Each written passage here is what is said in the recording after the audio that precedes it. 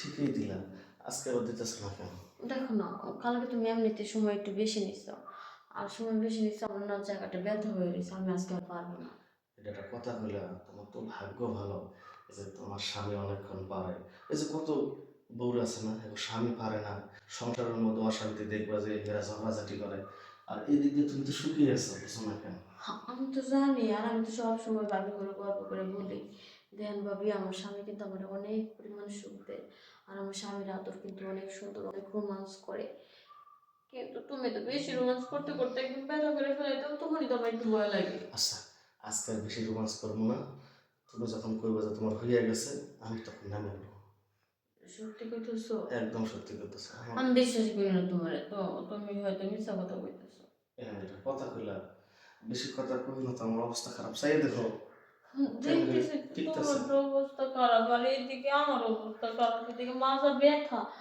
এক কাজ করি না, এখন তো সকাল হয়ে গেছে না, তো রাতে দিন মনে সারাদিনে মনে করি একটু ব্যথাটা কমবো তখন। হুম, সারাটা দিন তাহলে আমি যে এইরকম এরকম হাতে করে নিয়ে নিয়ে খালি ঘুরে বেড়ামো, হাতে করে নিয়ে কি দোকানে যা বসবো, দোকানদারে কি কাস্টমারেরা আইবো, এরা আইয়া কি আমার সদাই কিনবো না আমার জিনিসের দিকে তাকাতে পাবো? কেমন কথা কো, নিচে একটা প্যান্ট পরে যাও, সিপ দিয়ে ধরে না না, প্ল্যান করে আমার এত সাদা জিনিসটা আমি নষ্ট করবো না, এবার কষ্ট দেবো না, ঠিক আছে?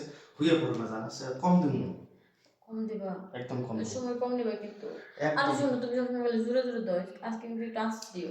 আসলে সত্য কথা বলতে কি, তুমি যে একটা গুলুমুলু মাল, তোমার দুটা পা টানতে নিয়ে যদি জোরে ধাক্কা না দেয়, তাহলে মনে হয় না যে আমি পুরুষ, পুরুষ জীবন সার্থক, এটা মনে হয় না। জোরে ধাক্কা দিলে যখন কুলজা বরাবর যায়, তখনই মনে হয় যে আমি পুরুষ। যখন তুমি ও, তখন মনে হয় পুরুষ হয়ে পড়বো। হ্যাঁ। দেখো এগুলো শব্দ ভালো লাগে না, কিন্তু অন্যরকম শব্দ দিবা। আচ্ছা ঠিক আছে, শব্দ তো তুমি দাও, আর নিচে দেখলে ফাট ফাট করে গো। যাক, এই যে এখন মনে করো দোকানে যাইয়া দোকানদারি করলে নিজের একটু হালকা হালকা মনে হবো। নিজের তো হালকা হালকা মনে হইব তোমার, আর এদিকে আমার ওয়াশরুমে যাও, গোসল করে আসো, তারপর হচ্ছে তোমার জন্য নাস্তা বানাও, কত কাজ করতে করতো, দিলা তো একটা কাজ ধরাইয়া। তোমার জন্য আমি এক্সট্রা টয়লেট দিছি ঘরের ভিতরে, খালি যাইবা শাওয়ারটা সারবা, পুরো পানি দিয়ে যাও। আসো দুজনে একসাথে গেছি। না তুমি যাও, আমি পরে আসতেছি। আহ, এরকম গুলো গুলো বউ থাকলে কি শান্তি। এবার আসো, এবার পিছন দিয়ে দেবো।